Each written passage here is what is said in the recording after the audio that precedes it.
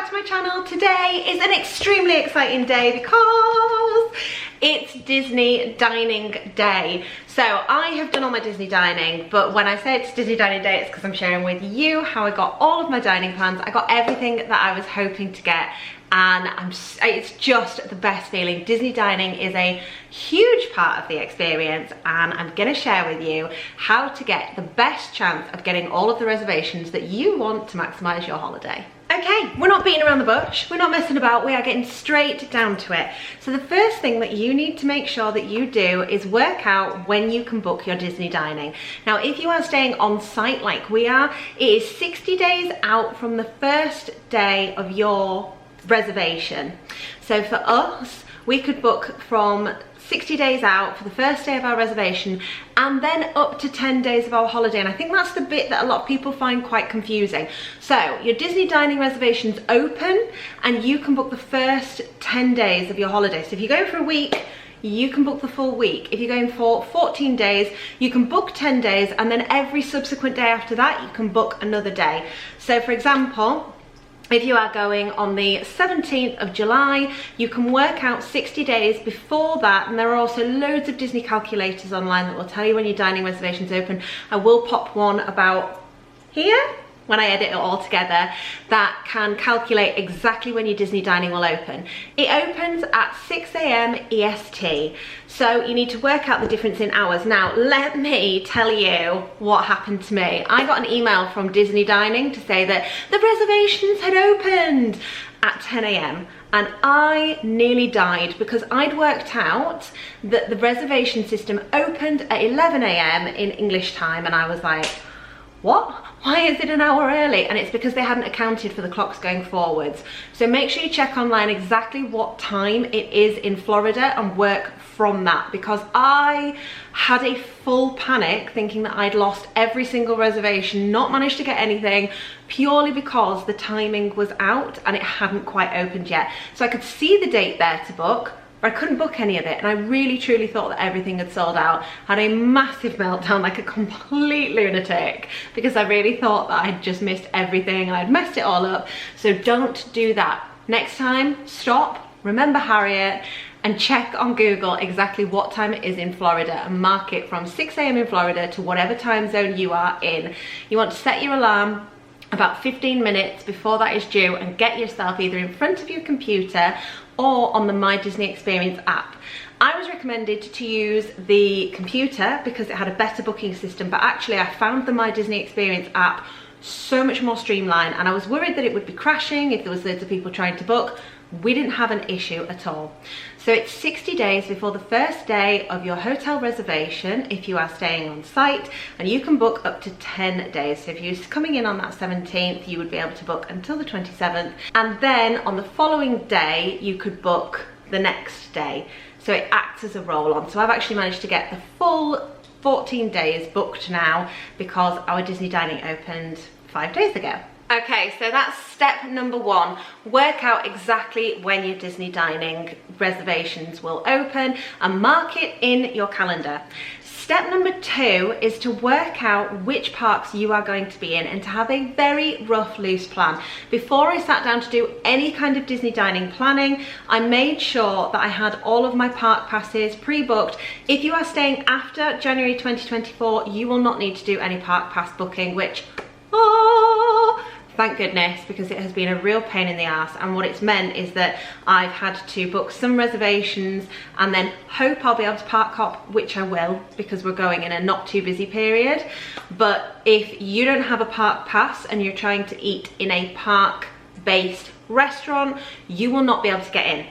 So for example, if you know that you are wanting to go to Magic Kingdom that day, you can mark that day down as a day when you might want to go to Cinderella's Royal Table or whatever it is.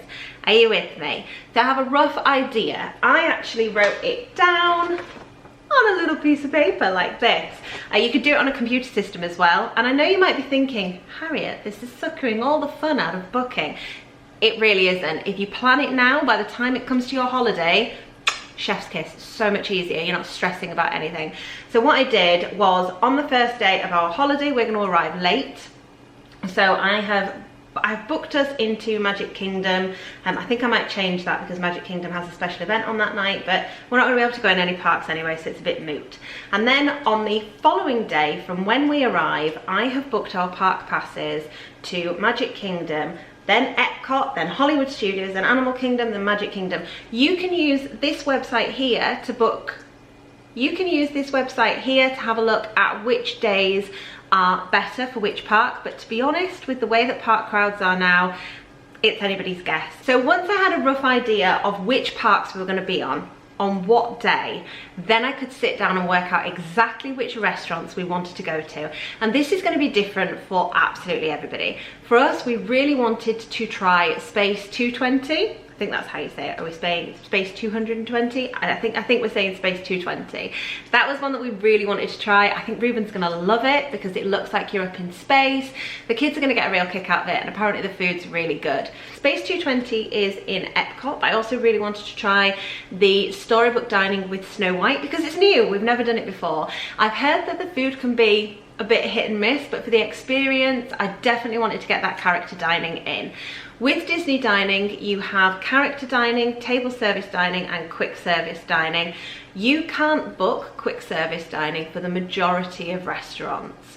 So if you are looking to book a reservation and the restaurant is quick service, like for example, we wanted to book Sana's for breakfast, which is the Animal Kingdom Villas.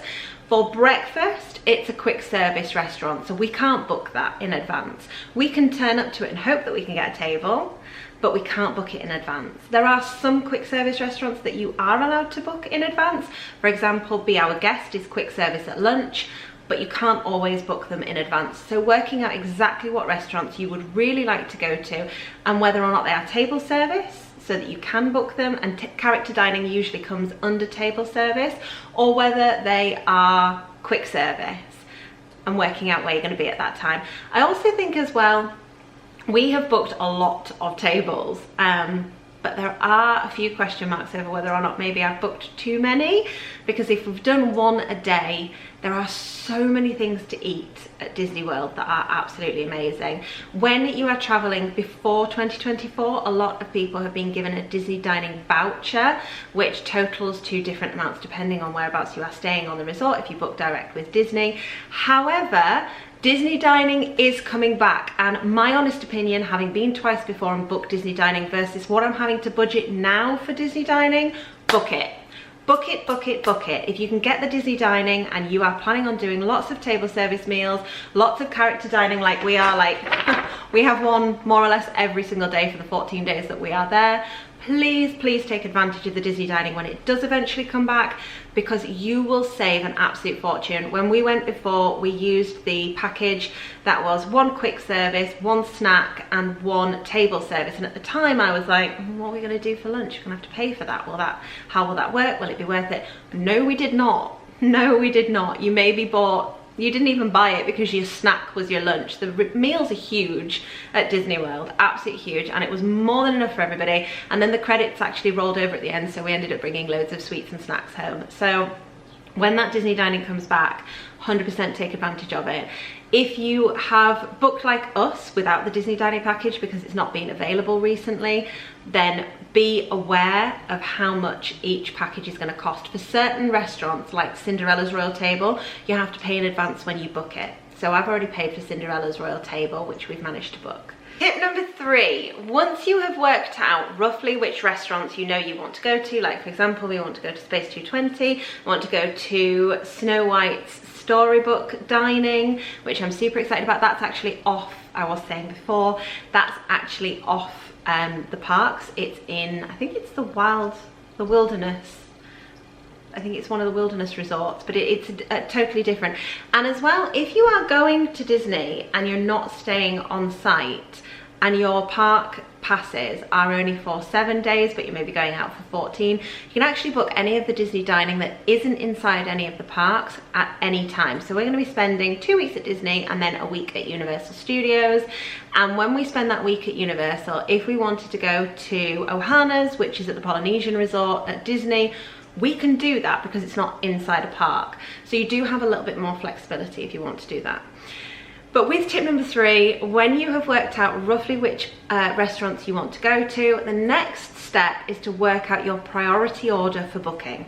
You need to have a look at which restaurants are usually the busiest and which ones you want to prioritise. So we knew that Space 220 and Storybook Dining, with them being new and really highly sought after, were going to be quite difficult reservations to get, so they went right to priority number 1, even if they were not the first day of the booking. And another tip, work backwards from your holiday. So you can do from 60 days up to day 10 of your holiday, work backwards from day 10. You want to try and book the furthest out because that's the one that will have the fewest reservations at that time. So we knew that we wanted to go to Space 220 in Epcot, so I put that later on in the days. I think I put it on like the 8th or 9th day and tried to get a Disney reservation for that, and we did. We managed to get exactly the time slot that we wanted, so that was amazing. But knowing that I'd put it a bit further back in the holiday and planned it as my very first go-to booking made it so much easier. Other restaurants that I really wanted to make sure we secured for the kids were Cinderella's Royal Table for Edith, Ohana's with Stitch for Edith and Toby, and then Ruben really wanted to do, he said he really wanted to do Mickey waffles, and I was like, dude, they do Mickey waffles everywhere. And what he remembered was Chef Mickey's. And so I had a chat with him, and we've actually ended up booking Tuska's. They'll still have all of the Mickey waffles, they'll still have the same characters, but they're dressed up in their safari stuff, and we've not done that before. So he was really excited to do that. His big thing was like, I'm not bothered about character dining there. He's bothered about universal character dining. He's not bothered about the character dining there, but he really wants Mickey waffles as often as possible. So I've managed to get a couple of places that will have Mickey waffles for him. So I worked out which were the busier restaurants, and then I wrote them down in a list of which ones I thought would be the most difficult to get reservations for. So it was Space 220, Storybook Dining, Cinderella's Royal Table, Chef Mickey's, which we eventually decided against and went for Tuska's instead.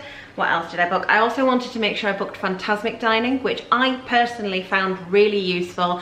You get a reserved area when you go and watch the Fantasmic show. You're not having to queue for as much, and it just made the whole experience a little bit more magical. Fantasmic as a show is something that I really recommend going and watching. It is just magical, and I can't wait to go and see it again. But I knew that if we did the Fantasmic Dining package, we would have a guaranteed seating area so that the kids weren't trying to cram in anywhere, which is possibly they wouldn't have to do anyway as we're in a slightly less busy time. But certainly if you're going in a busy time, I think having that Disney dining package was great. You can book those as a dining package for breakfast, lunch, dinner. We can even do an after show the dessert package, which loads of people recommend. We haven't done that ourselves, but making sure that was a middle priority on the list was a good idea because those do sell out pretty quickly. Also, before I forget, places like Ogre's Cantina, that sells out really quickly. So we wanted to make sure that even though that is just a bar, you can book a reservation there, and we wanted to make sure that we got that for Ruben because he loves Star Wars and he was so excited to go to that. So once I'd worked out exactly which restaurants I thought were going to be a priority booking and which ones I felt that I could get away with booking last, I worked out whether we wanted to go for breakfast, lunch or dinner, and I actually colour coordinated them on my plan there, so I knew exactly which ones I wanted to go to at what time, and that just made life a little bit easier for me, navigating which park I thought I was going to be in, which day I thought I needed it, and which time I wanted to be roughly around. One of the biggest things with Disney dining, I think, is to be super flexible with your timing if you can. My kids are slightly older now, so I know that I can be more flexible. They can hold off on eating dinner until 8 o'clock at night and it's not an issue, but it is a bit more difficult if you are stuck to certain times because you know you're going to get your kids off to bed or they need to be eating around a certain time. So if you can be flexible, be flexible. Okay, it is 6 AM on the day of booking, or 6 AM Eastern Standard Time, which for me was 11 AM, so much nicer than those of you that are in Eastern Standard Time.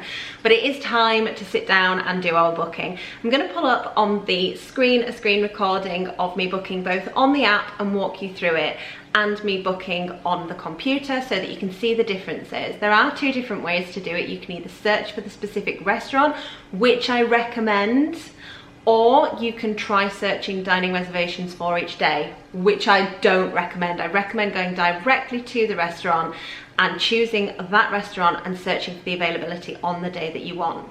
Once the reservation's open, it's fast fingers at the ready. It truly is. Okay, let's have a look.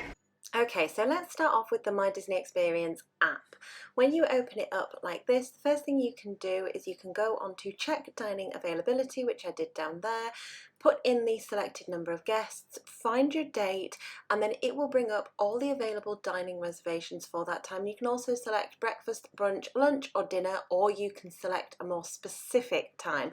So we know that those are available during this time. The problem with doing it this way is you're going to have to scroll quite a lot to find your restaurant, and actually they may have reservations available but might not show up in the list. So I would much recommend going up into the search bar and typing in the name of your restaurant. I'm just going to do Cinderella's Royal Table here, which comes up at the top. Scroll along a little bit, you can see view menu. It gives you an approximate idea of what the prices are down below there.